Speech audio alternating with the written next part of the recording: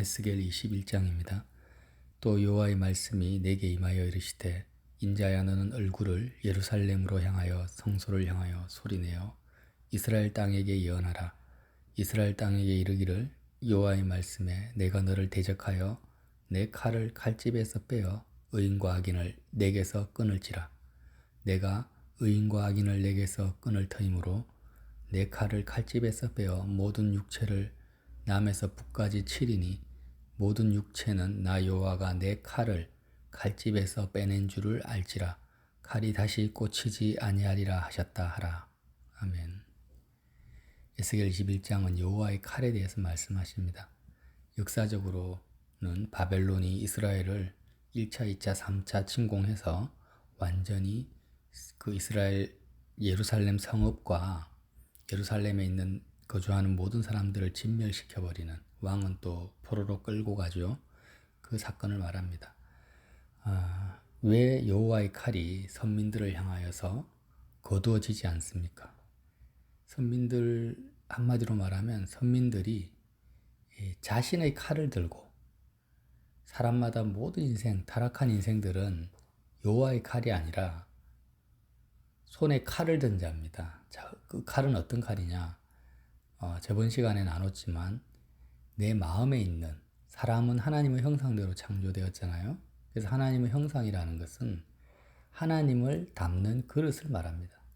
사람의 존재 가치는 하나님이 그 사람의 심령에 담겨질 때 그릇에 뭔가가 담겨진 것처럼 하나님을 모시고 사는, 하나님을 담는 그릇이 사람이고 하나님의 형상이기 때문에 항상 사람의 심령 가운데는 하나님이 담겨지게 되어 있습니다.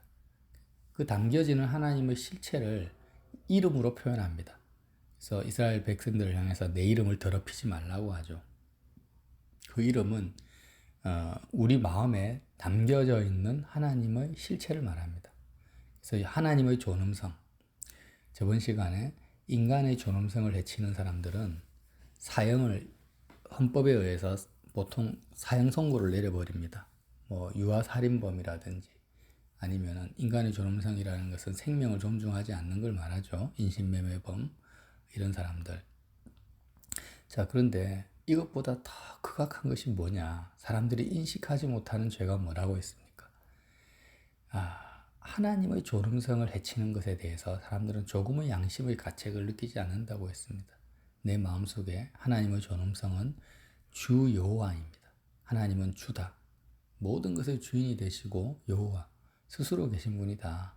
그래서 나의 존재 가치가 나 스스로 있는 것이 아니라 하나님으로부터 내가 나왔고 나는 창조된 피조물입니다.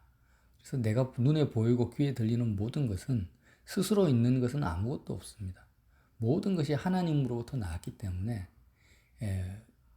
모든 피조물과 내가 접하는 상황과 사건의 본질은 여호와, 스스로 계신 그분이 본질이고 본체라는 거예요. 그래서 내가 마음을 피조물, 스스로 있지 아니한 것에 둔다라는 것은 허상, 안개와 같은 허상에 두는 것이잖아요. 결국 마음을 다하고 목숨을 다하고 뜻을 다하고 힘을 다해서 하나님을 사랑하라는 이 말씀은 안개와 같은 이 인생에 마음을 두지 말고 스스로 계신, 그리고 모든 것의 주인이 되신 그 본질 대신 여호와를 사랑하는 것이 마땅한 것이고 그것이 가치 있는 것이고 그것만이 인간이 해야 될 하나님의 존엄성을 지키는 것이라는 거예요.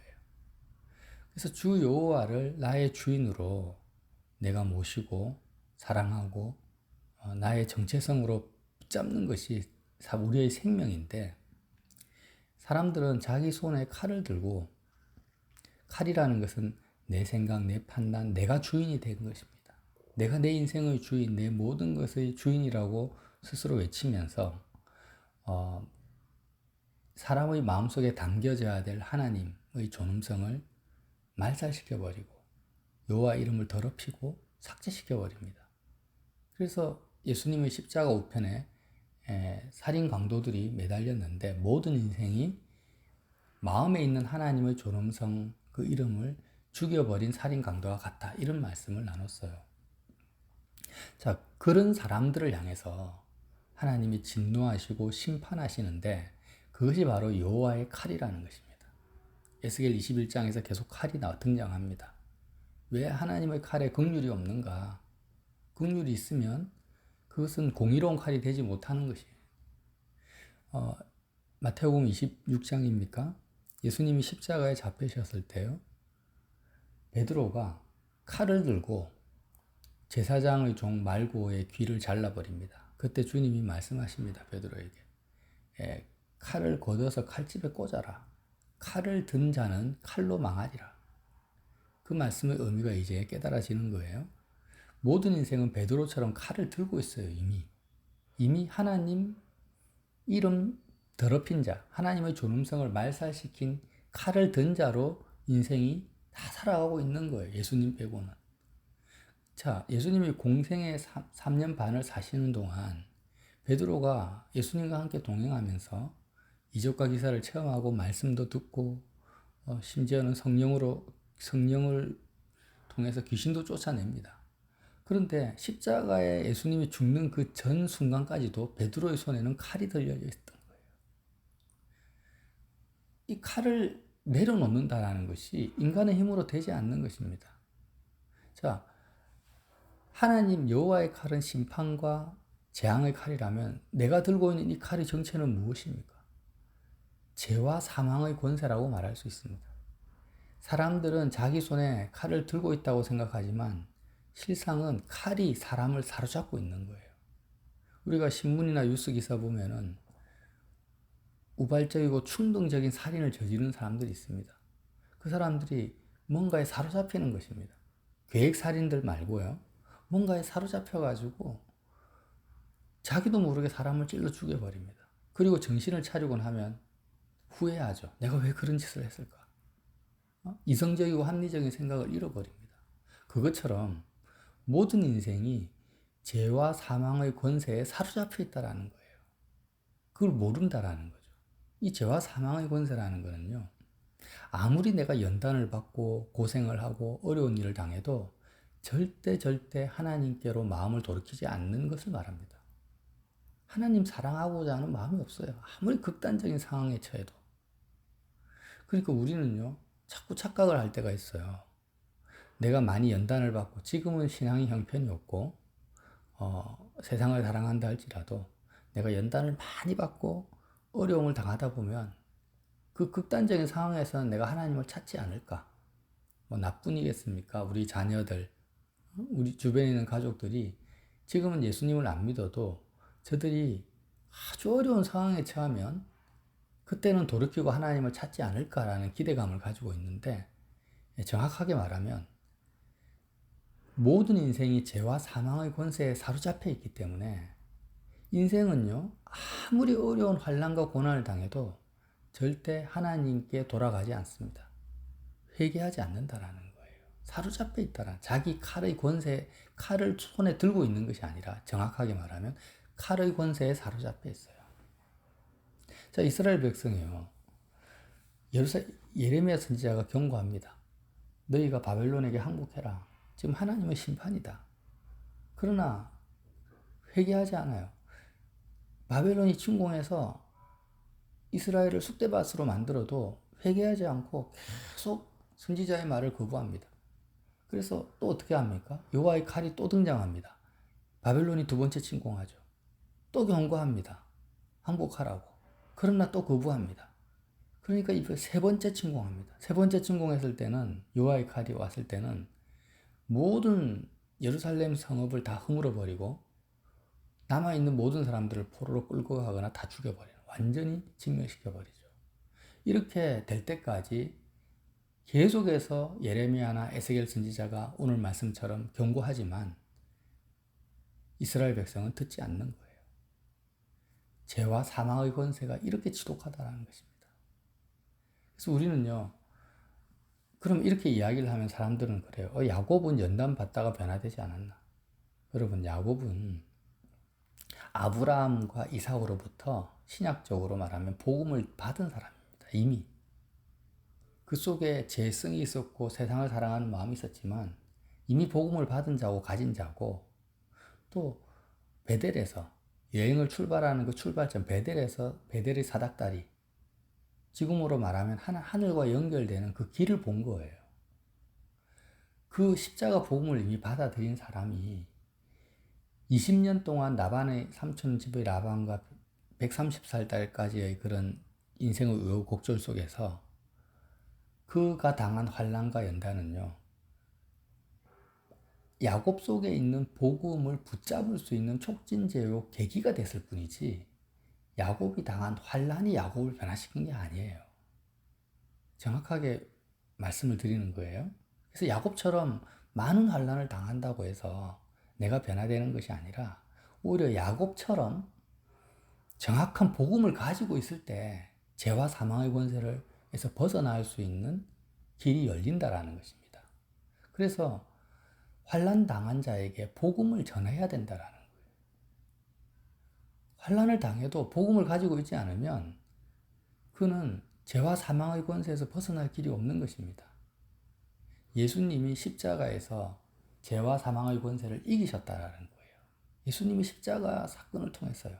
그래서 예수님의 그 죽음과 부활 사건이 내 인생의 사건, 나의 사건이 될 때만이 나는 죄와 사망의 권세에서 벗어날 수 있고, 이 벗어난다는 의미가 무엇이라고 했습니까? 드디어 마음을 다해서 하나님을 사랑할 수 있는 길이 열린다라는 거예요. 내가 세상에서 마음의 접촉점이 끊어질 수 있다라는 것입니다. 복음을 전해야 될 이유가 여기 있다라는 거예요. 그래서 그냥 복음도 전하지 않고 전하라는 어떤 압박을 드리는 건 아닙니다. 복음 전하는 것도 내가 전하는 게 아니니까요. 복음을 전하지 않은 상태에서 그냥 많은 연단 환난을 받으면 저 사람이 언젠가는 변화될 거다, 이렇게 기대만 한다고 해서 변화되는 건 아니라는 거예요. 우리 자신도 마찬가지죠. 내 마음속에 그냥 단지 예수님, 하나님 이름만 부른다고 내가 나를 사로잡고 있는 죄의 권세에서 벗어나는 게 아니고 세상을 떠날 수 있는 것이 아니라 나는 내 마음속에 정확한 복음이 있는가? 그리스도의 십자가 사건과 부활 사건이 매 순간 내 사건으로 체감되어지고 있는가를 보라는 것입니다. 이것이 중요합니다. 왜냐하면 우리는 칼을 들고 있지만, 하나님의 존엄성을 해치는 칼을 들고 있지만, 베드로가 공생의 3년 동안 예수님을 따랐고 예수님과 함께 동고동락해도 십자가에서 죽는 그 순간까지도 베드로의 손에는 칼이 들려 있었다라는 거예요. 그 칼에 사로잡혀 있었던 것입니다. 그래서 칼을 드는 자는 칼에 망하리라. 그 어떤 칼요? 여호와의 칼에 망하리라. 여호와의 칼에 망합니다. 이스라엘 백성이 에스겔 21장을 통해서 지금 그 말씀을 풀어주시고 있는 거예요. 그래서 예수님이 어떻게 하십니까? 우리를 향한, 내가 칼을 들고 있어요. 죄와 사망의 칼의 권세에 사로잡혀 있습니다. 그때 예수님이 십자가에서 나를 향한 여호와의 칼을 나 대신 받으시는 거예요. 내가 여호와의 칼에 진멸돼야 되는데 주님이 내가 받아야 돼. 내가 주인이 되고 내가 인간 하나님의 존엄성을 해치고 여호와 이름을 더럽히는 모든 나의 죄를 십자가에서 대신 당하시고 받으시고 고통받으시고 죽임 당하십니다. 여호와의 칼을 받으십니다. 온몸으로. 그리고 내가 그 사건, 주님이 나 대신 여호와의 칼을 받으셨다라는 것을 내가 정말 믿고 고백하고 그 사건이 내 사건이 될 때, 내가 받은 것으로 내가 온전히 믿을 때 하나님의 은혜로 성령의 역사로 말미암아 내가 들고 있는 내 칼을 내려놓게 된다라는 거예요. 칼집에 꽂을 수 있다라는 것입니다.